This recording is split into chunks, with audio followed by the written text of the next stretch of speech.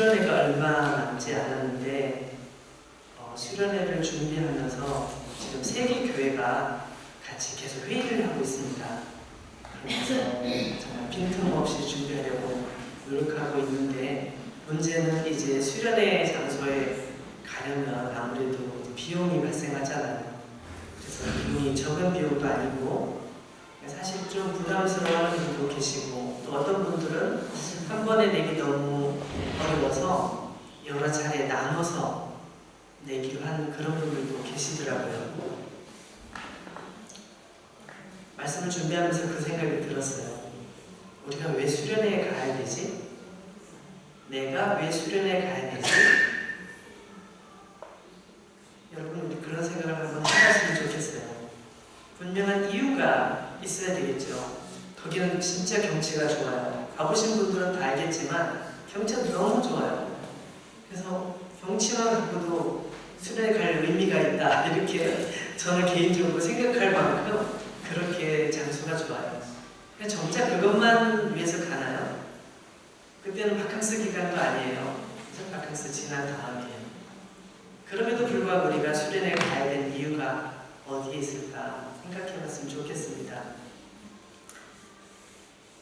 오늘 말씀으로 돌아가서 22절 말씀을 보면, 모세가 홍해에서 이스라엘을 인도하매 라고 되어 있어요. 사실 홍해는 죽음의 바다였어요. 이스라엘 민족이 죽을 수밖에 없는 자리에 있었던 것을 모세는 하나님의 능력을 받아서 이스라엘을 이끌고 홍해 바다를 건너게 되죠. 모세를 보면 사람들은 하나님을 보는 것 같았고, 모세의 모든 말은 하나님의 말씀과 같았기 때문에 모세가 홍해에서 이스라엘을 인도했다는 것은 다른 말로 바꾸면 하나님께서 이스라엘을 인도하셨다, 이렇게 바꿔도 전혀 틀린 말이 아니에요. 평생을 노예로 살다가 죽을 수밖에 없었던 그 절망의 땅 이집트에서 전혀 꿈도 소망도 없었던, 우리 스스로 벗어날 수 없어 죽을 때까지 여기서 종노릇하다가 죽는 거야, 그게 우리 인생이지 라고 체념하고 살았던 그들에게 하나님께서 그들을 인도해 주시고, 홍해라는 정말 죽음의 바다 앞에서 죽을 수밖에 없는, 앞으로 가지도 못하고 뒤로 도망치도 못하는 그런 죽음의 바다 앞에서 하나님께서는 그 바다를 뚫고 지나가도록 길을 열어주셨고,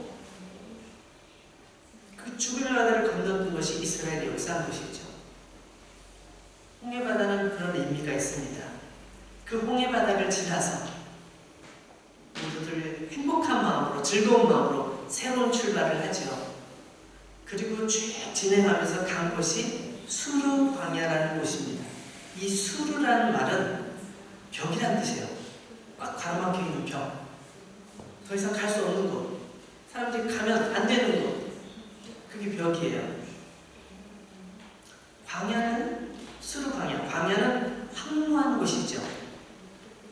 거기서는 사람이 살기 힘들 뿐만 아니라 심지어 식물들조차도 살기가 너무 힘들어요. 그래서 제대로 살아있는 식물들이 거의 없어요. 그 길을 3일 동안 걸어갔죠. 3일 동안 걸어가는데 끝없는 광야만 펼쳐지는 거예요. 마치 큰 벽이 가로막혀 있는 것처럼 우리가 가서는 안 되는 곳, 갈 수 없는 곳, 살아남을 수 없는 곳, 그곳으로 가고 있다는 생각이 들 뿐이죠. 그리고 이 광야라는 표현은 성경에서 사용할 때 아무것도 없다는 상징적인 의미를 가지고 있습니다. 거기는 맛있는 달콤한 포도도 없고요, 거기는 샘이나 물웅덩이 같이 마실 물도 없고요, 거기는 편안히 쉴 만한 그런 나무 그늘도 없고요, 아무것도 없는 거예요. 아무것도 없어. 인간의 생존을 위해서 필요한 모든 것이 결핍되어 있는 곳, 그걸 지금 사막이라고, 광야라고, 사막이라고 표현하는 것이죠. 성경을 읽다 보면요, 이 광야라는 의미가 한 가지 의미가 더 있어요. 어떤 의미냐면 병과 죽음으로 인간들을 위협하는 곳이면서도 여호와 하나님께서 당신을 나타내시는 곳이다. 그러니까 인간이 그 생명을 유지할 수 없는 극단적인 상황 속에서 그 상황 속에 처해 있다 할지라도 하나님의 능력이 함께 하신다면 그 능력으로 살 수 있는 곳. 그래서 하나님의 능력이 오히려 더 강력하게 나타나는 곳, 그곳이 사막이라고 성경은 계속 얘기해줘요. 이스라엘 사람들은 그 사막길을 3일 동안 걷다가 마침내 어떤 곳에 도착했는데 그곳에서 드디어 물을 발견한 거예요. 와, 물을 발견했다. 물이야! 모두 환호를 지르면서 물을 마시려고 달려갔겠죠? 그동안 너무너무 목말랐으니까. 그런데 그 물이 어떤 물이라고요? 써서 도저히 먹을 수 없는 물이에요. 어떻게 해서든지 마셔보려고 했겠죠. 조금씩 먹어보든지 어떻게든지 물을 먹으려고 했는데 물을 먹을 수가 없어요. 도저히 마실 수가 없는 거야. 물을 맛본 사람들이 그동안 참았던 감정이 폭발해버립니다. 무엇이 어디 있어? 무엇을 오라 그래? 소리를 질렀겠죠. 문제가 생겼을 때 모세를 향하여 투덜거리면서 불평하고 원망하는 것은 사실은 모세에 들으라고 하는 얘기가 아니에요. 하나님께서 모세를 통해 우리를 인도하셨다는데 하나님 어디 계시냐? 하나님 뭐 하시냐? 하나님에 대한 불평이고 원망인 것이죠. 모세, 도대체 우리가 어떻게 하라고? 지난 3일 동안 우린 정말 참을 만큼 참았다고. 그런데 우리를 보고 이걸 마시라고? 도대체 뭐 하는 겁니까? 우리를 왜 여기로 데려온 거예요? 우리 도대체 어디로 갈 겁니까? 그 말을 하는 것이죠. 여러분, 사실은 이건 우리의 신앙과 우리의 현실의 차이를 보여줍니다.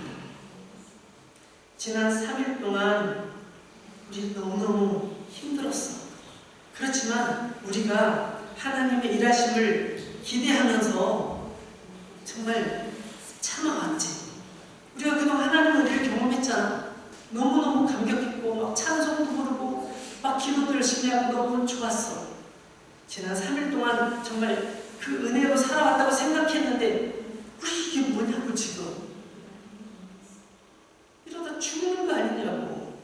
나는 괜찮은데 우리 어머니 지금 목말라 돌아가시게 됐어. 우리 아내 지금 임신했는데 물이 너무너무 필요한데 물이 없어서 정말 너무너무 힘들어해. 우리 애들 다 지쳐있어. 어떡하라고. 이렇게 말하는 것이죠.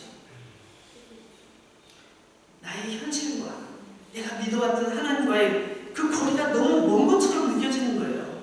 하나님을 내가 의지하면 뭔가 도움을 주실 거라고 난 늘 생각하고 지난번에도 경험했으니까 또 그러실 거라고 생각했는데 3일 동안 아무런 변화가 없으니까 속에 있던 것들이 다 나오는 것이죠.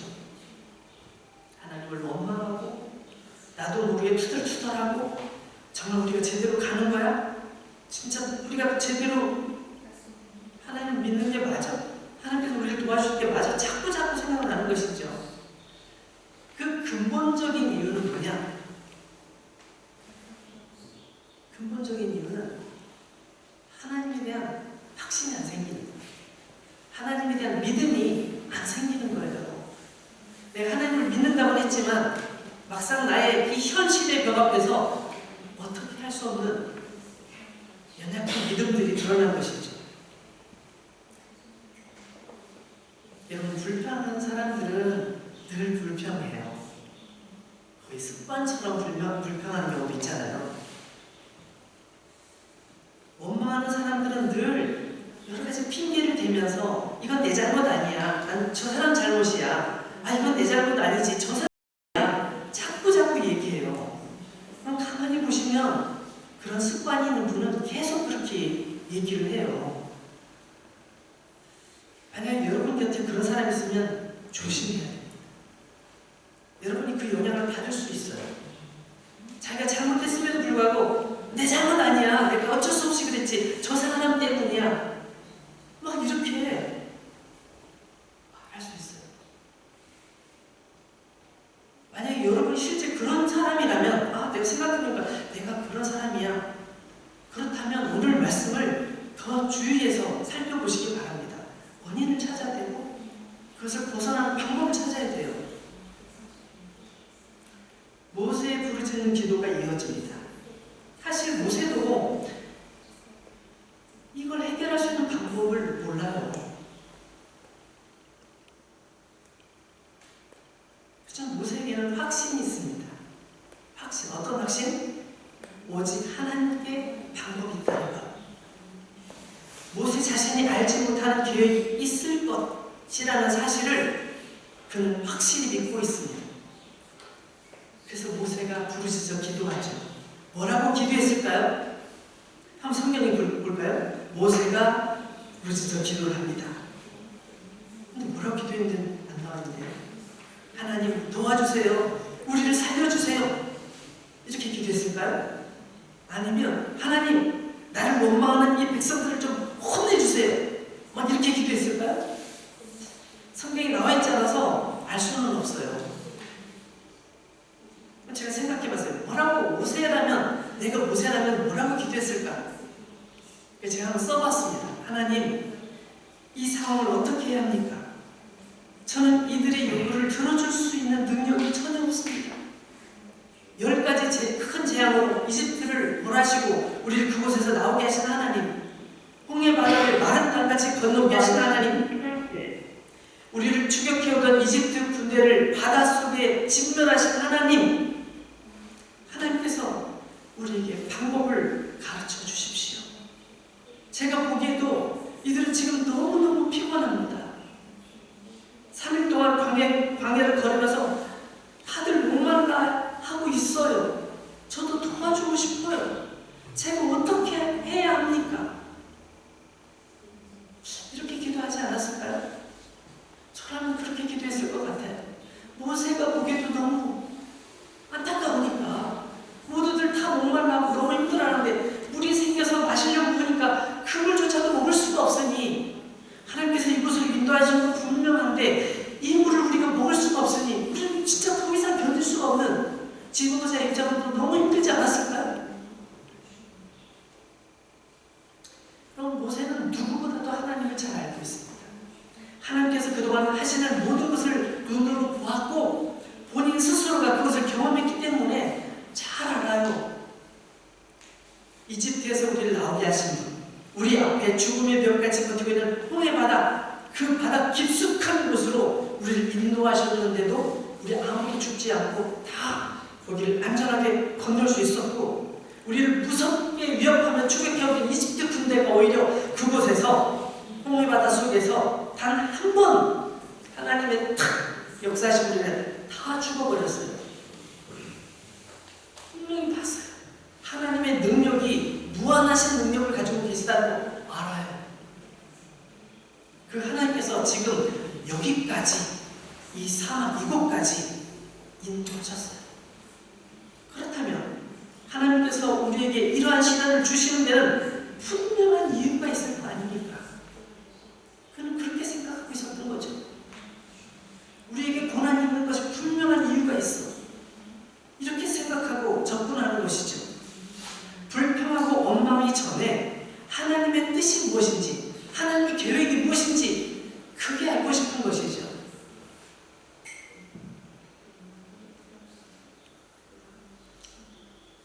이 25절 말씀 다시 읽어볼게요.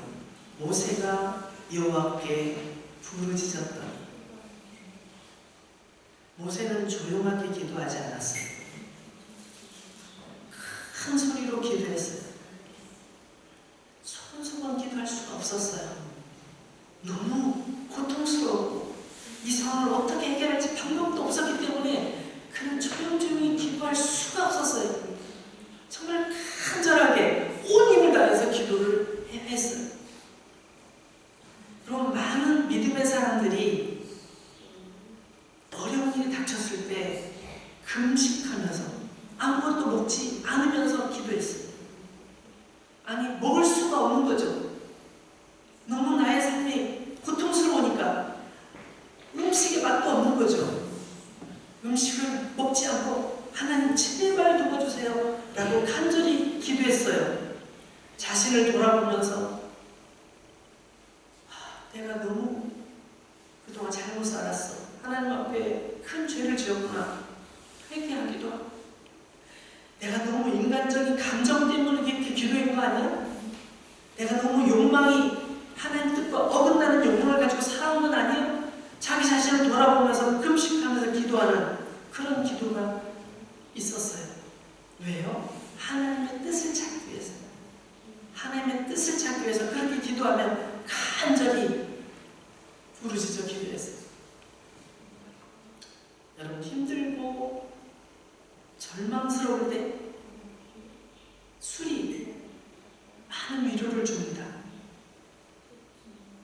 술을 마시면 행복해지고, 술을 마시면 그 모든 아픔들을 잊을 수 있어요. 그래서 많은 사람들이 술을 찾아요. 너무 힘들지? 그럼 차라리 술이라도 좀 마셔봐. 좀 잊을 수 있을 거야.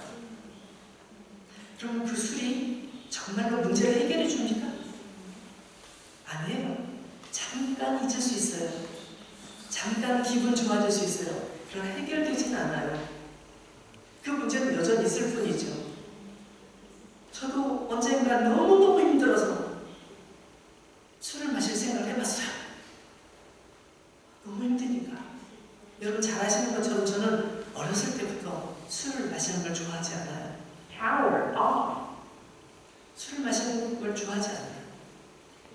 그래서 술을 안 마시기로 결심했어요. 근데 너무 힘드니까 술을 마시면 조금이라도 잊을 수 있지 않을까 이런 생각이 들었어요. 그래서 한동안 고민했죠. 내가 술을 마실까 말까. 근데 술을 마실 생각을 하니까 이런 생각이 드는 거예요. 내가 믿는 하나님께서 나를 돕고 계신데 내가 그 도움을 믿지 못해서 술을 의지한다? 그러면 하나님을 믿는 거야? 술을 믿는 거야? 내가 술의 도움을 받아서 내가 마음을 편안하게 할 수 있다면 하나님을 믿지 못하고 술을 믿고 술을 더 사랑하는 거 아닙니까? 하나님을 의지하지 않고 술의 힘을 의지해서 내가 이 위기를 벗어난다고? 그럼 내가 여태껏 가지고 있었던 믿음은 뭐지? 내가 여태껏 가졌던 믿음은 다 가짜네?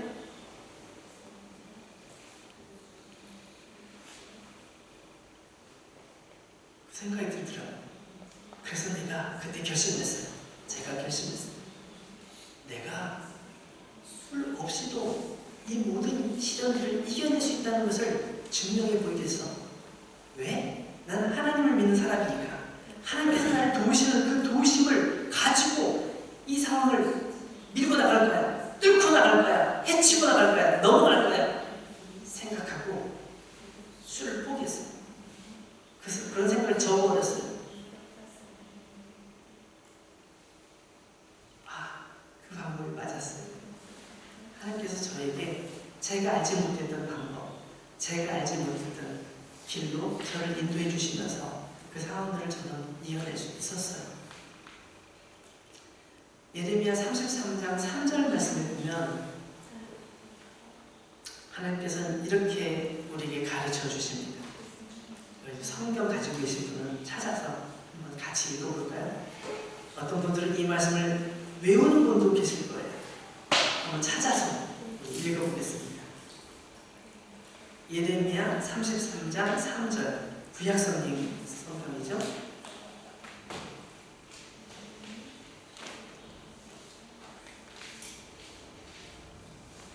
찾으신 분들 한번 읽어볼까요?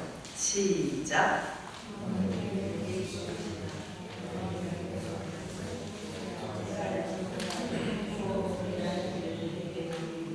네, 하나님께서 이렇게 말씀하셨어요. 너는 내게 부르짖으라. 어떻게? 간절히 기도하라는 뜻이죠. 너는 내게 부르짖으라. 내가 내게 응답할 것이다. 그리고 내가 알지 못하고 내가 상상하지도 못했던 크고 비밀스러운 일을 너에게 보여줄 거야.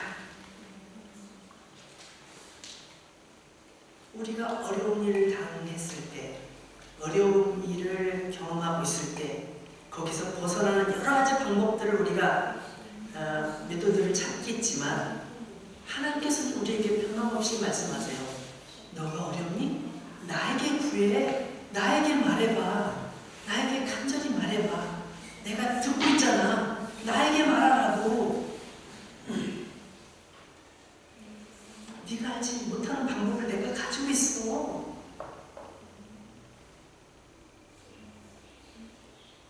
맞습니다. 모세도 하나님께 간절히 기도했어요. 하나님, 나에겐 방법이 없습니다. 나는 아무 능력이 없어요. 내가 이 물을 어떻게 합니까? 내가 다른 데로 어디로 인도해서 이 사람들을 데리고 갑니까? 나 못합니다. 제발 도와주십시오. 그때 하나님께서 방법을 가르쳐 주시죠. 제가 25절을 다시 한번 읽어봅니다. 모세가 여호와께 부르짖었더니 여호와께서 그에게 한 나무를 가리키시니 그가 물에 던지니 물이 달게 되었다. 여러분, 해결 방법이 너무 간단했던 거예요. 뜻밖에도 그들이 그 옆에 있는 한 나무를 하나님께서 가리키셨어요. 그 나무를 그 물에다 집어넣었더니 물이 먹을 수 있는 순한 물이 된 거예요. 모든 사람들이 죽겠다고 소리치는 바로 그 옆에 있던 그 나무를 하나님께서는 이미 준비해놓고 계셨고 그 나무가 바로 방법인 것을 하나님께서는 알고 계셨던 거죠. 모세를 포함해서 모두가 몰랐던 그 나무가 어찌 우리를 살 수 있는 나무라고 생각했겠어요? 아무도 생각을 못했던 거죠. 이 나무를 물속에 집어넣어라. 여러분, 성경은 이 나무의 이름이 뭔지를 밝히지 않아요. 왜 적지 않았을까요? 다 알 거 아니에요. 아, 이거 뽕나무네. 아, 이거 무슨 나무네? 이건 장미네. 다 알잖아요, 우리. 그분들도 다 알았을 거예요. 근데 하나님께서는 왜 성경에 그 나무의 이름을 적지 않게 하셨을까요? 생각해 본 적 있나요? 그 나무의 어떤 나무의 성분이 효능이 있어서 물을 달게 한 게 아니라는 것을 가르쳐 주기 위해서 그런 거예요. 만약에 이 나무가 장미 덩굴이다 이렇게 성경에 써 있으면 한국 사람들 어떻게 해요? 한국에 장미가 없어져요. 한국에 장미가 없어져요. 다 싹 없어져요. 무슨 얘기인지 아세요? 사람들이 그걸 믿으니까 하나님보다 장미를 더 믿을 거예요. 그렇지 않을까요? 그 나무의 성분에 어떤 효능이 있는 것이 아니라 하나님께서 그 나무를 통해서 일하신다는 것을 보여주고 싶으셨던 거예요. 하나님께서 말씀하신 그 나무가 어떤 나무인지는 모르지만 하나님께서 말씀하신 그 나무를 물에 집어넣을 때 그 물이 쓴 물, 먹을 수 없는 그런 물이 변하여 단물이 변한 것이죠. 그 나무를 잘라 물에 던지자 써서 먹을 수 없던 그 물이 성경이니까 단물로 바뀌었대요. 쓴 물을 치유하셔서 단물이 되게 하셨습니다. 먹으면 죽을 것 같았던 그 물이 모든 사람이 먹고 생명을 얻는 생명수가 된 거예요. 생명수가. 그럼 그 나무는 어떤 나무일까? 어떤 사람들은 그 나무에 대해서 그래도 끝까지 학자들이 주로 그렇게 하는 거죠. 그 나무에 대해서 연구를 하는 거예요. 이 나무는 분명히 사막에 있었으니까 사막에서 자란 나무들 중에 하나일 거다. 선인장? 아닌 것 같은데. 그럼 어떤 나무일까? 이렇게 연구하면서 그 나무로 어쨌든 그 나무의 효과가 있었을 거야. 이렇게 보는 사람이 있어요. 근데 여러분 그거를 우리가 상식적으로 생각해 보면 그 한 나무를 물에 집어 넣었을 때 그 물을 마신 사람은 몇 명 정도 될까요? 몇 명 정도? 성경에 나와 있는 사람들은, 그러니까 어른 남자들 숫자만 60만 명이라고 했어요. 60만 명. 무슨 얘기인지 아시겠죠? 어른 남자들만 60만 명이면 아내도 있을 것이고 또 결혼한 애들도 있을 것이고 생각해보면 최소 200만 명 돼요. 200만 명보다 훨씬 더 될 수도 있어요. 근데 나무 한 그루 효능이 얼마나 좋으면 그 나무 한 그루가 200만 명 사람들이 먹을 수 있을까요? 사실은 논리적으로 이것은 설명이 안 되는 거예요. 그래서 그 나무 자체의 어떤 특수한 성분이 수질을 개선했다는 의미는 설명이 되지 않습니다. 그래서 더 설득력 있는 건 뭐냐? 하나님께서 상징적인 도구로서 그 나무를 사용하셨고 하나님 뜻에 합당하게 하나님께서 말씀하시는 대로 순종하여 그 나무를 물에 넣었을 때, 하나님의 말씀에 순종했을 때 거기서 기적이 벌어진 것이다. 우리는 그렇게 해석하는 것이 더 정확한 것이죠.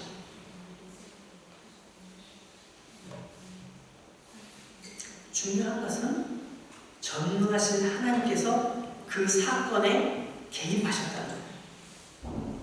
거기에 이 문제를 해결할 수 있는 사람이 모세를 비롯해서 아무도 없었지만 하나님께서 개입하시니까 한 판에 끝나버렸어요. 사실 우리가 3일 전으로만 돌아가 봐도 사실 너무 간단해지거든요. 3일 전에 어떤 일이 벌어졌어요. 홍해 바다, 사람들이 도저히 건널 수 없는 홍해 바다가 앞을 가로막고 있었잖아요. 뒤에는 이집트 군대가 쫓아오고 있었잖아요. 우리는 꼼짝없이 죽었다는 그 상황을 누가 해결해 주셨어요? 하나님께서 하나님의 방법으로, 하나님의 능력으로 해결해 주셨단 말이에요. 3일 전이에요. 3일 전. 멀지도 않아요. 3일 전에. 3일 동안 그들의 삶 속에 여러 가지 닥친 문제를 잘못 풀었던 거죠.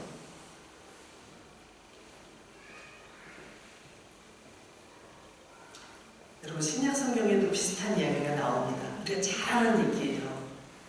예수님께서 어느 결혼식장에 가셨어요. 결혼식에 막 불을 입고 있는데 문제가 생겼죠. 포도주가 떨어진 거예요. 잔치에, 페스트에서 가장 어떻게 보면 가장 중요한 음료수라고 할 수 있는 포도주가 떨어진 거예요. 난리가 났죠. 손님들은 모르고 있지만 준비하는 사람들은 난리가 났어요. 어떡해! 그때 예수님께서 물을 포도주로 바꿔주십니다. 그게 어떻게 논리적으로 가능해? 그래서 어떻게 상식적으로, 과학적으로 가능해? 우리는 그렇게 말할 수 있지만 사람들은 그렇게 다 말해도 사실 이거는 우리가 한 걸음 물러서서 생각해야 됩니다. 모든 사람들에게 비웃음을 당할 뻔했던 그 위험한 결혼식을 행복한 결혼식으로 바꿔주신 분이 누구입니까? 예수 그리스도. 예수님은 그 방법을 알고 계셨습니다. 우리는 그것을 알지 못하지만 예수님께서 우리가 이해할 수 없는 방법으로 물이 포도주로 바뀌도록, 그 흔한 물이 최고급 포도주가 되도록 할 줄 우리가 어떻게 알아요? 예수님께서 하셨어요. 예수님께서 하셨습니다. 여러분, 누구든지 예수님 안에 있으면 아무리 쓸모없는 사람이라고 해도 존귀한 사람이 됩니다. 넌 쓸모없어. 너 왜 살아? 사람들이 그렇게 얘기해도, 아니 자기 스스로가 야, 너 왜 살아? 너 그렇게 뭐 하려고 그렇게 사니? 스스로 생각한다 할지라도 하나님께서, 예수 그리스도께서 함께 하시면 아니에요. 고린도 후서 5장 17절 말씀에 보면 이런 말씀이 있습니다. 한번 성경 있는 분 찾으셔도 좋습니다. 고린도 후서 5장 17절. 그런즉 누구든지 그리스도 안에 있으면 새로운 피조물이라.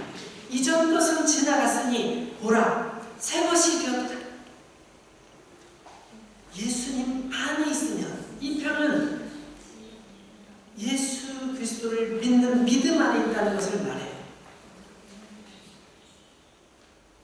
예수 그리스도의 믿음 안에 있으면 새로운 존재가 되어서 과거의 나의 모든 것을 다 버리고 다 필요 없이 새로운 사람으로 살 수 있다는 것이죠.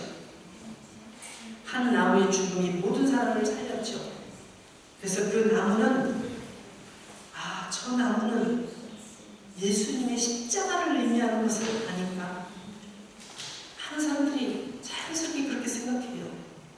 왜냐하면 예수님께서 죽으심으로 우리 모두를 살렸잖아요. 그래서 매튜엘을 비롯해서 많은 성경학자들이 그 나무를 가리켜서 그 나무는 십자가를 의미한다. 여러분, 십자가를 볼 때 우리는 예수님을 자연스럽게 생각하잖아요. 근데 사실은 십자가는 그렇게 아름다운 그런 나무가 아니에요. 십자가는 아주 나쁜 죄를 지은 사람들을 죽일 때 사용하는 사형 틀이었어요. 십자가에는 그 죽은 사람의 피가 묻어 있어요. 막 냄새도 나요. 보기도 흉측합니다. 사람들은 그 십자가 근처 가는 걸 싫어해요. 너무 끔찍하니까. 그게 십자가예요. 근데 왜 그 십자가 귀합니까? 우리를 위해서 예수님께서 그 십자가에 죽어주셨기 때문입니다. 십자가 자체에 어떤 능력이 있는 것이 아니라, 십자가에서 무슨 광선이 나온 것이 아니라, 십자가에 예수님께서 죽어주심으로 우리의 모든 죄를 용서받고 우리가 하나님의 자녀가 된 사실을 우리가 알기 때문에 십자가를 사랑하는 거예요.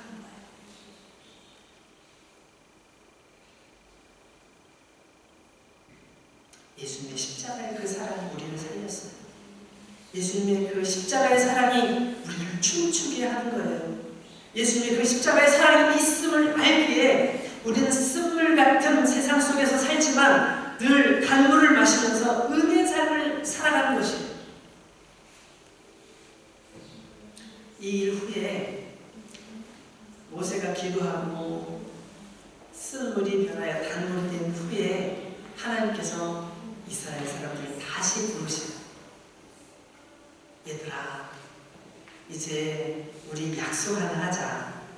내 말을 잘 기억하면 너희들은 영원히 행복한 삶을 살게 될 거야. 내 말을 잘 들어봐 라고 말씀하시면서 우리 26절을 보겠습니다.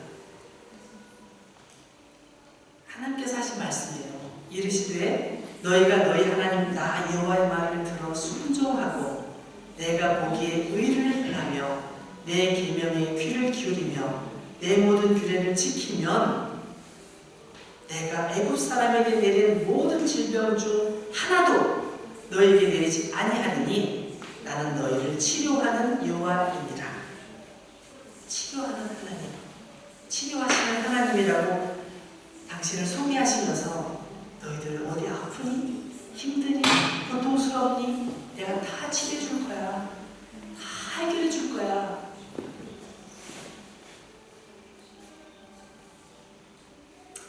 너희가 내 말을 잘 듣고 순종하기만 한다면, 내가 보기에 바른 삶을 산다면 내가 항상 너희를 지켜줄게.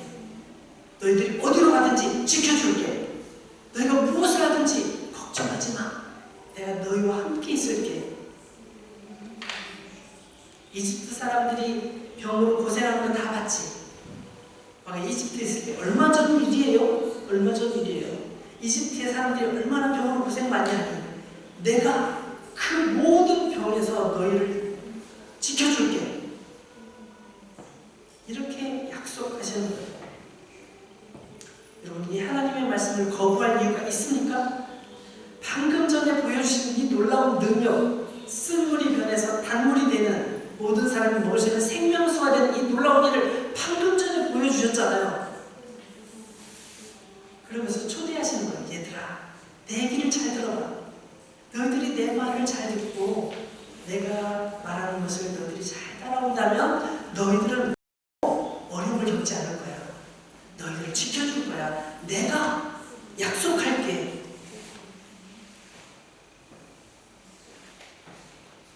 여러분, 하나님께서 이렇게 말씀하시는데 그걸 거부하는 사람이 있다면 그 사람 진짜 바보예요. 진짜 바보예요. 그 진짜 바보예요. 우리도 이 말씀을 듣는 우리도 하나님께 약속했으면 좋겠습니다. 뭐라고 약속을 해야 할까요?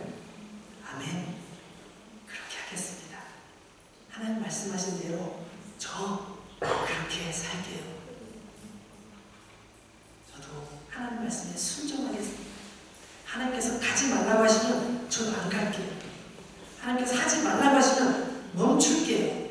여기서 그만 여기서 멈출게요. 이렇게 약속한 모든 이들에게 하나님께서는 약속을 지키십니다. 사람들처럼 약속을 잊어버리거나 내가 약속했었지. 가끔 여러분 제가 여러분에게 그런 말 할 때 있죠. 미안해. 나 잊어버렸네. 깜빡 잊어버렸네. 제가 여러분이 그렇게 말할 때 너무 상처받지 마세요. 저는 기억력이 너무 안 좋아요. 저를 미워하지 마세요.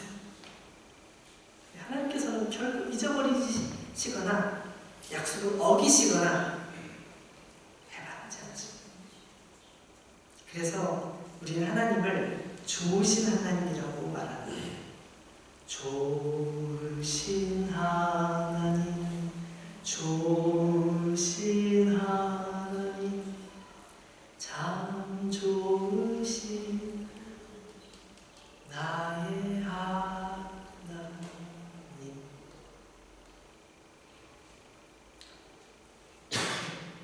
요한 1서에 보니까 이런 말씀이 있더라고요.